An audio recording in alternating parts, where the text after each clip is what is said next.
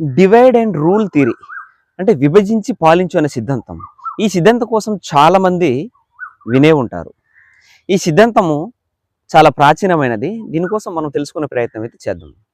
దీనిని ఒక్క వ్యక్తి అయితే సృష్టించడం లేదు, కానీ చరిత్రలో చాలామంది పాలకులు దీనిని ఉపయోగించుకున్నారనమాట.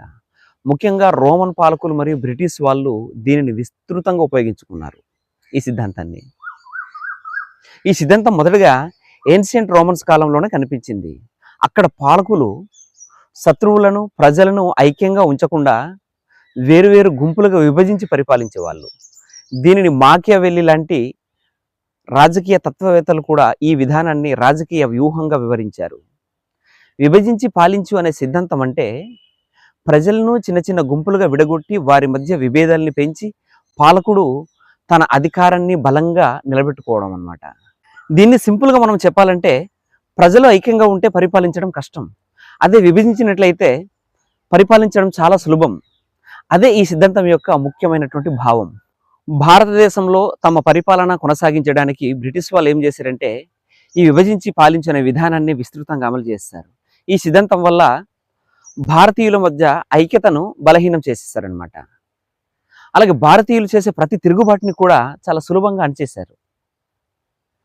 అలాగే ఈ బ్రిటిష్ వాళ్ళు ఈ సిద్ధాంతం వల్ల ఏం చేశారంటే వారి పరిపాలన సులభంగా భారతదేశంలో కొనసాగించేశారు.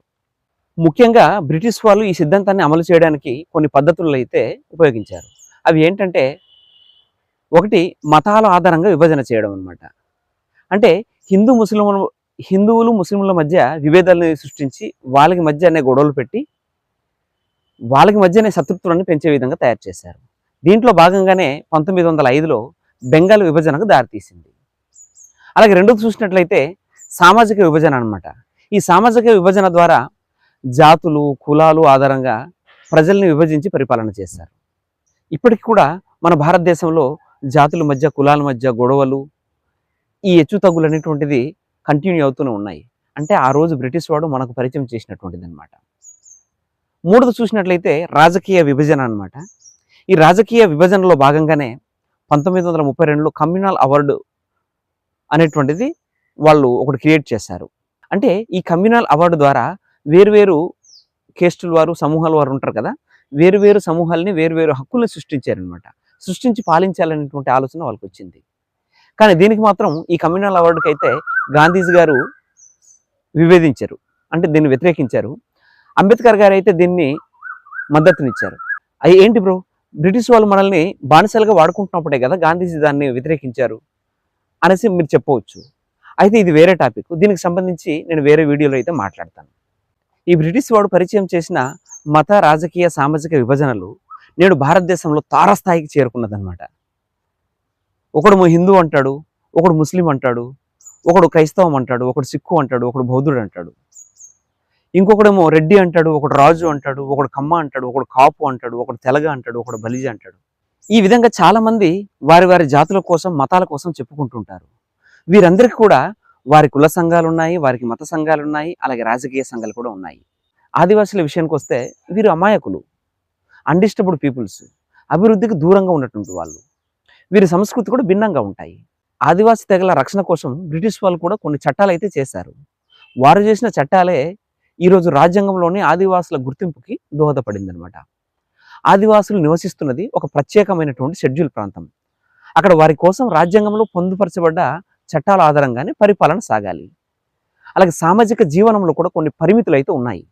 దేశంలోని ఇలాంటి ఆదివాసీ ప్రాంతాలలో ఇప్పుడు రోజు రోజుకి అక్రమ వలసవాదం పెరిగిపోతుంది. అక్రమ పెట్టుబడిదారులు, భూ కబ్జాదారులు కూడా పెరిగిపోతూ ఉన్నారు. దొడ్డిదారిన రాజకీయ పార్టీలు షెడ్యూల్ ప్రాంతంలో చొరబడిపోయి వీరందరూ కలిసి ఇక్కడ మనుగడ సాధించడం కోసం అమాయక ఆదివాసుల్ని కుల సంఘాలుగా, మత సంఘాలుగా, రాజకీయ సంఘాలుగా విడగొట్టేస్తున్నారు. ఇప్పుడు ఆదివాసీ ప్రాంతంలో వలసవాదుల సంఖ్య రోజు రోజుకు పెంచుకుంటూ అమాయక ఆదివాసుల మీద దాడులు చేస్తున్నారు, దౌర్జన్యాలు చేస్తున్నారు. అలాగే సామాజిక దోపిడీ చేస్తున్నారు, రాజకీయ దోపిడీ చేస్తున్నారు, ఆర్థిక దోపిడీ కూడా చేస్తున్నారు.